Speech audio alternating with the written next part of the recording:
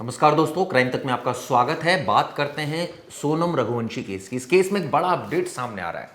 दरअसल ये जब घटना हुई थी, घटना के बाद से आज तक जेल में सोनम रघुवंशी से कोई भी मिलने नहीं आया। इस तरह की जानकारी जेल प्रशासन की तरफ से आई है। दरअसल हम सबको पता है कि इस मामले में 8 आरोपियों की गिरफ्तारी हुई थी। पहले 5 आरोपियों की गिरफ्तारी हुई थी, सोनम, राज और 3 जो सुपारी किलर्स थे। इसके अलावा 3 लोगों की और गिरफ्तारी हुई थी, जिनमें से 2 लोगों को बेल मिल चुकी है। कुल 8 गिरफ्तारियां इसमें हुई थी।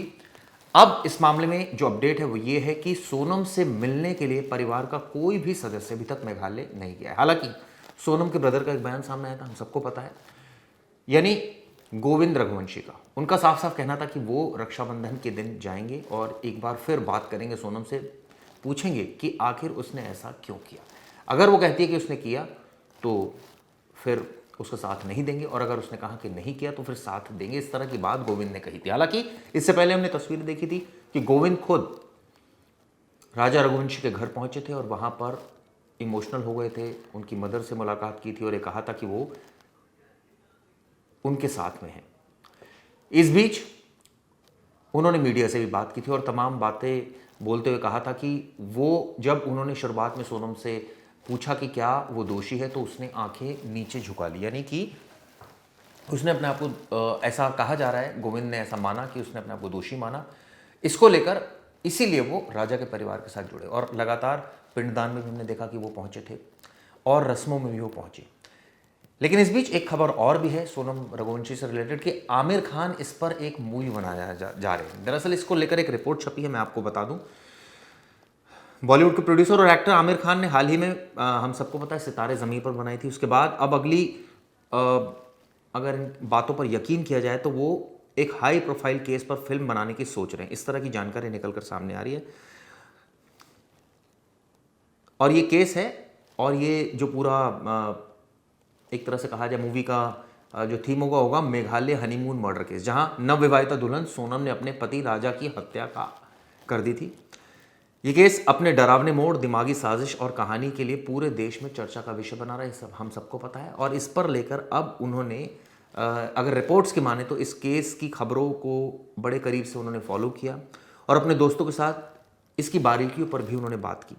करीबी सूत्रों का कहना है कि उनके प्रोडक्शन हाउस की तरफ से इस टॉपिक पर कुछ काम हो सकता है, इस तरह की जानकारी है। हालांकि आमिर और उनकी कंपनी की तरफ से कोई ऑफिशियल ऐलान अभी तक नहीं हुआ है। हालांकि एक मैं रिपोर्ट और पढ़ रहा था एक अखबार की, जिसमें इस बात की हवाले से कहा गया है कि आमिर खान की टीम की तरफ से कि उनका कोई इस तरह का विचार नहीं है। हालांकि इससे पहले ये खबर छपी थी जो मैंने आपको बताई।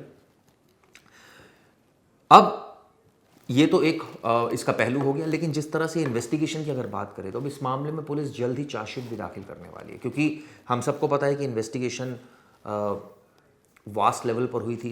इसमें जिस तरह से सोनम शुरुआत में उसने साजिशें रची, वो मेघालय गई, वहाँ उसने जो 3 किलर्स थे, चाहे वो आकाश हो, जो दूसरे 2 किलर्स और उनके ज़रिए मर्डर करवाया, विशाल चौहान। हालांकि बाद में हम सबको पता है कि 2 आरोपी इसमें से मुकर गए थे अदालत में, लेकिन जो सबूत है, यानी जो सीडीआर रिकॉर्ड्स है, वो ये प्रूव कर रहे हैं कि सबकी उपस्थिति उस वक्त मेघालय में थी, सिर्फ राज की नहीं थी, क्योंकि राज साजिश रच रहा था और राज ने जो साजिश रची थी वो इंदौर में रची थी। इस तरह की जानकारी भी सामने आई थी।